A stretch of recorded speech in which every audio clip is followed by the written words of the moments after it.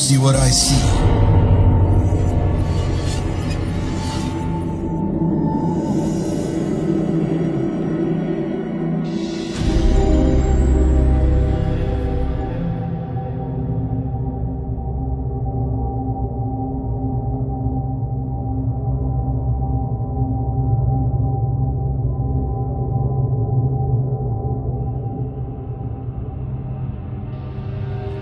Halo, gua Pian.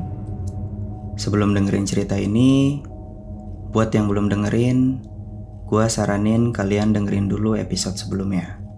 Judulnya Pak Budi Part 1. Ada di episode 666 di Spotify, Do You See What I See. Supaya kalian gak ngerasa plot hole, kenapa tiba-tiba gua bisa ketemu dan dapat cerita dari Pak Budi. Sebelumnya gue bilang di akhir part 1 kalau cerita selanjutnya bakalan menceritakan pengalaman saat Pak Budi jadi supir ambulans. Tapi untuk menghormati beberapa pihak yang terkait, kayaknya cerita itu gak bisa gue ceritain di sini. Buat gantinya, gue bakal ceritain pengalaman Pak Budi saat jadi supir pribadi, direktur sebuah rumah sakit. Oke. Waktu itu gue lanjut perjalanan dari rest area ke Bandung. Kami masih berdua di travel itu. Gak ada penumpang tambahan, apalagi penumpang gaib. Amit-amit. Lalu Pak Budi mulai ceritanya. Seperti biasa, gue bakal ceritain sama seperti waktu Pak Budi ceritain ke gue. Jadi gini.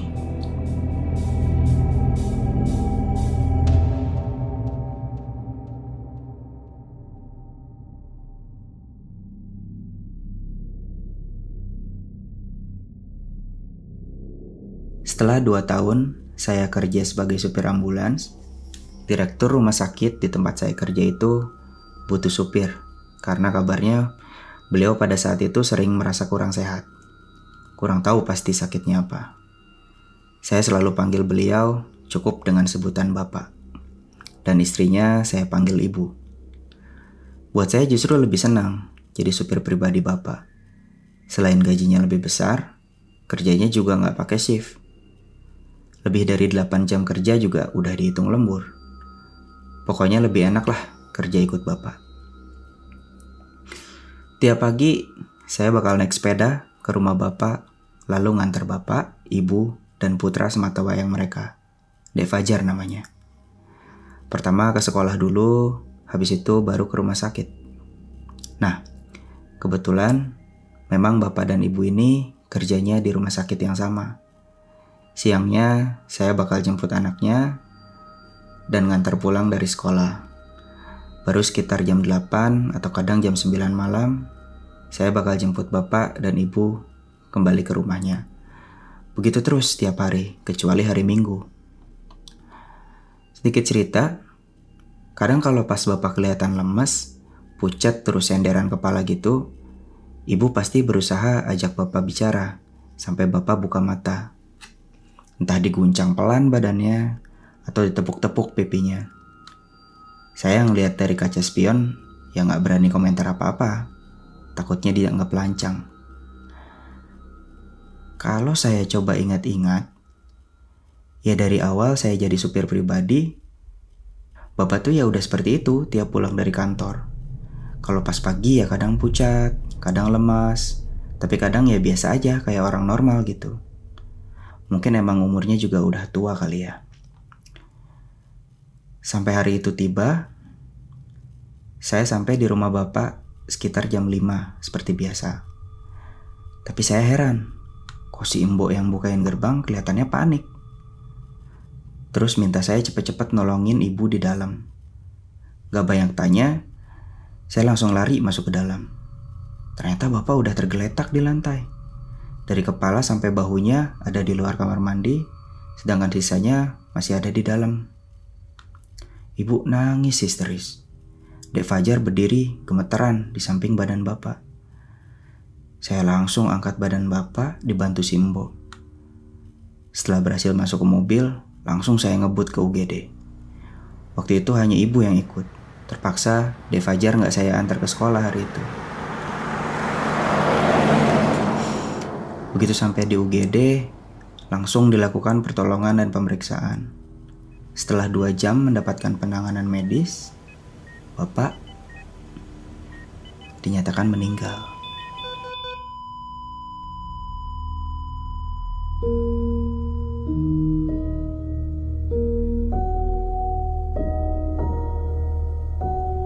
Ya, namanya umur manusia, hanya Allah yang berhak menentukan. Bisa dibayangkan reaksi ibu waktu itu. Ya nangis, teriak-teriak, sampai geger satu rumah sakit. Saya juga sedih, tapi ya bisa berbuat apa lagi.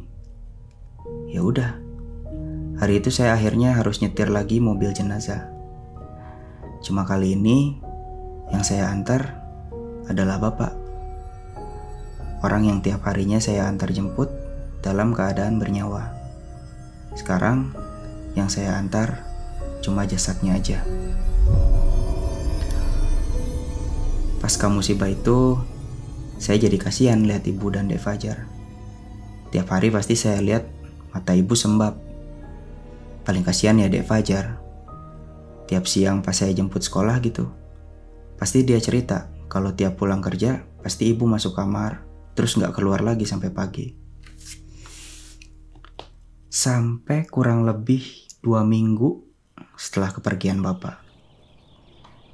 Tiba-tiba aja pagi itu saya lihat muka ibu cerah dan senyum-senyum terus.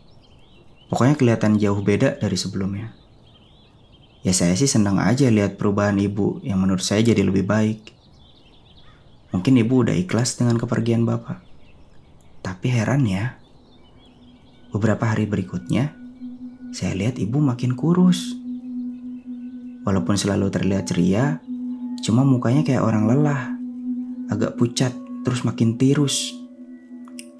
Paling serem tuh ya lihat matanya. Kita semua pasti pernah lihat orang yang awalnya gemuk, terus berubah jadi kurus gitu. Kan matanya celong gitu, kayak mau keluar. Ya kurang lebih kayak gitulah. Saya tuh sebenarnya gak suka gosip. Cuma lihat majikan saya kayak gitu, kok malah jadi penasaran. Apalagi waktu itu ibu kalau pakai parfum, wah, mungkin sebotol langsung disiram ke badannya kali itu. Wanginya nusuk banget, sampai ke hidung, sampai pusing saya tiap ibu masuk mobil. Nah, siang abis nganter Dek Fajar pulang, iseng saya tanya ke si Mbok tentang perubahan si ibu. Si Mbok yang awalnya biasa aja, sekarang malah kelihatan gelisah. Saya ya jadi tambah penasaran dong. Akhirnya saya desak si Mbok buat cerita apa yang terjadi sama ibu beberapa hari ini. Jadi entah gimana awalnya, suatu ketika si Mbok ini terbangun tengah malam karena pengen buang air kecil. Nah, pas keluar kamar, dia kayak denger suara ibu lagi ngobrol di ruang TV. Si ruang TV ini emang cuma diberi pembatas tirai kain yang memisahkan dengan dapur dan ruang makan. Tirai ini juga selalu tertutup karena orang zaman dulu itu pantang kalau isi dapurnya terlihat. Ngintiplah si Mbok dari balik tirai. Katanya dia lihat si ibu lagi ngobrol sama bajunya Bapak. Baju batik dan celana kain hitam yang emang sering Bapak pakai waktu masih hidup. Terus diajak ngobrol, seolah lagi ngobrol sama almarhum. Saya langsung tanya, ada lagi gak yang ibu lakukan? Simbo bilangnya cuma itu aja. Dan langsung dia tinggal tidur lagi. Anehnya, gak berapa lama dari saya ngobrol sama Simbo, tiba-tiba aja si ibu minta saya buat cari pengganti Simbo. Alasannya Simbo mau nikahin anaknya dan gak mau balik kerja lagi. Waktu itu dikasih tahu hari itu, dan hari itu juga harus dapat penggantinya. Ya jelas saya kalang kabut kebingungan. Pulang kerja, saya coba curhat ke istri. Ternyata istri mau bantuin. Mumpung belum punya anak, Jadi istri bisa bantu cari uang dan siapa tahu saya juga diizinkan tinggal di sana. Wah, kalau memang gitu kan alhamdulillah, pikir saya waktu itu. Langsung saya sama istri bawa beberapa baju dan boncengan ke rumah ibu. Dan seperti harapan kami, ternyata ibu juga senang istri saya kerja di sana. Apalagi saya ikut nginep di rumah. Lumayan buat jaga rumah katanya. Singkat cerita, malam itu kami udah mulai tinggal di rumah ibu. Kebiasaan istri itu kalau tidur di tempat asing pasti 1-2 hari pertama malah gak bisa tidur. Dan pasti gangguin saya supaya gak tidur juga. Sampai akhirnya dia pengen buang air. Terus minta dianterin. Ya karena saya udah ngantuk banget, capek. Jadi saya suruh dia ke WC sendiri. Lowong deket kok, tinggal jalan beberapa langkah aja. Gak tahu udah berapa lama istri keluar kamar. Tiba-tiba dia masuk kamar sambil matanya melotot dan gelagapan. Saya yang awalnya ngantuk langsung sadar dong lihat istri kelakuannya kayak gitu. Istri cerita kalau ibu lagi ngobrol di ruang TV sama orang yang gak kelihatan. Hah? Oh, saya langsung nangkep kan maksudnya apa. Karena saya ingat cerita si Imbo yang waktu itu. Saya coba tenangin istri dulu dan coba jelasin kalau ibu pasti masih kangen sama bapak sampai baju kesayangan almarhum aja diajak ngobrol. Tapi istri saya malah geleng-geleng kepala sambil ngotot jelasin. Kalau ngobrol aja sama baju, bunda gak masalah ya. Masalahnya itu baju gerak sendiri. Waduh. Baju gerak sendiri ki piye? Karena gak percaya, mau coba buktiin sendiri kan. Saya ngendap-ngendap ke balik tirai pembatas. Suara ibu emang masih kedengeran kayak ngobrol sendiri. Jadi kayak ibu nanya ke seseorang, tapi gak ada jawabannya. Dan kadang, seolah ibu lagi jawab pertanyaan dari orang lain. Begitu sampai tirai, saya langsung ngintip ke arah sofa tempat ibu duduk. Ibu lagi duduk sambil nyimpan satu setel baju bapak di sebelahnya. Ya menurut saya gak ada yang aneh selain ibu ngobrol sendiri. Cuma waktu mata saya fokus ke baju bapak, astagfirullah, itu saya salah lihat atau apa ya? Baju yang disampirin ke sofa itu bagian lengannya gerak sendiri. Terus ngelus-ngelus rambut ibu. Gak cuma sebentar, ada mungkin beberapa detik gerak-gerak sendiri. Lawong tangannya ibu gak pegang apa-apa kok. Dari situ saya langsung kabur, balik ke kamar. Ternyata di kamar, istri saya udah masukin pakaiannya ke dalam tas. Dia maksa minta pulang malam itu juga. Waduh, saya bingung kan kalau gitu. Mau gak mau saya bujuk istri buat bertahan sebentar aja sampai dapat gantinya. Karena kasihan juga kan si ibu dan Dek Fajar kalau ditinggal berdua di rumah ini. Untungnya istri mau nurut. Besoknya, seperti biasa saya antar Dek Fajar dan ibu. Istri terpaksa saya tinggal di rumah itu sendirian. Walaupun matanya berkaca-kaca gitu. Tapi dia tetap berusaha senyum waktu itu, waktu nutup gerbang. Nah, yang paling heboh ini ya pas malamnya. Begitu sampai rumah, istri langsung pamit pulang sambil bawa tas. Bahkan saya aja gak digubris waktu manggil-manggil namanya. Jalan terus gak noleh ke belakang. Saya bingung dan ngerasa gak enak juga sama ibu. Untungnya ibu pengertian. Terus bilang, yaudah kamu susul istri kamu sana. Besok kalian datang subuh ya. Saya langsung ambil sepeda, terus ngejar istri saya yang gak tahu gimana caranya udah ngilang gitu aja. Saya terus goes sepeda sampai rumah dan lihat dari depan rumah ada becak yang baru aja pergi. Oh, berarti naik becak.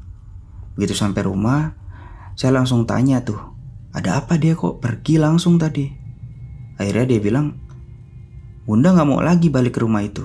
Jangan paksa bunda kerja di sana lagi. Akhirnya saya tenangin lagi. Setelah tenang, akhirnya dia mau cerita kalau pas tadi pagi itu pas lagi kerja ada kejadian. Pas dia sendirian, dia kan bersih-bersih semua kamar tidur yang ada di sana kayak biasa. Lah, pas dia buka pintu kamar ibu, dia kaget pas lihat setelan baju yang biasa ibu ajak ngobrol tiap malam itu diletakin di ranjang. Jadi seolah-olah ada orang tidur terlentang di sana. Tapi karena dia pikir hanya baju, ya dia tetap masuk buat nyapu dan ngepel kamar. Waktu dia jalan di kamar, perasaannya kok kayak ada yang merhatiin. Tapi waktu lihat sekeliling, gak ada yang aneh. Nah, sampai waktu dia nyapu menghadap ke cermin besar yang ada di kamar itu, ekor matanya lihat ada bayangan manusia berdiri di belakangnya.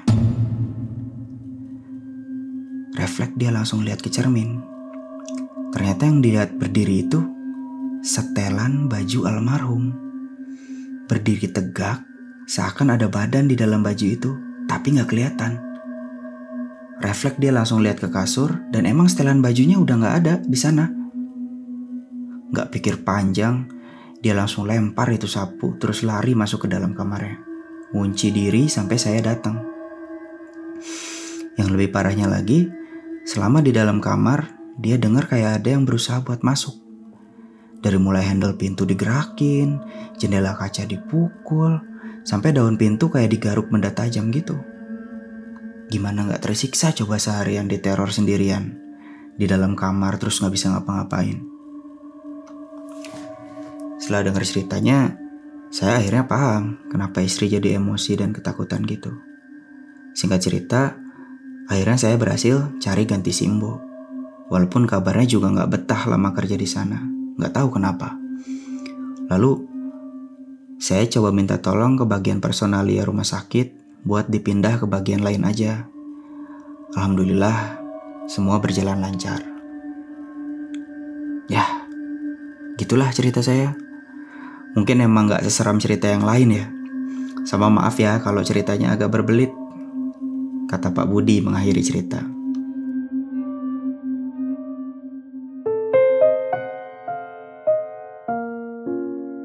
Gak kerasa, emang habis kami cerita-cerita, kami hampir sampai di pool travelnya. Sebelum sampai, gue minta kontak Pak Budi. Gue emang suka nyimpan kontak orang-orang yang punya cerita horor. Entah, terlebih Pak Budi emang ramah aja orangnya. Dia dengan senang hati kasih kontaknya ke gue. Kami emang gak seintens itu tukar kabar. Tapi sesekali ya, sekedar nanyain cerita horor. Beberapa tahun kemudian, tanpa disengaja, gue kebetulan lagi cek story WhatsApp. Dan gue dapat kabar dari kontak Pak Budi kalau beliau meninggal. Saat itu angka kematian COVID emang lagi tinggi.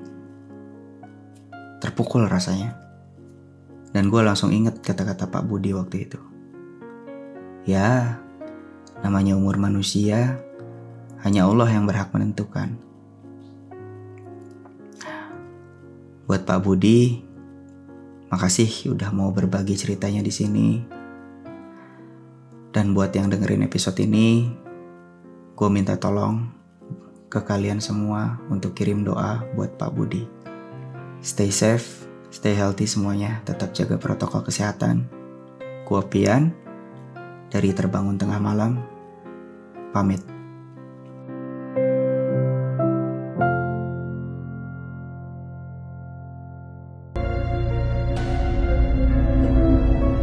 Kamu punya pengalaman horor? Kirim ceritamu ke podcast.ceritahoror@gmail.com.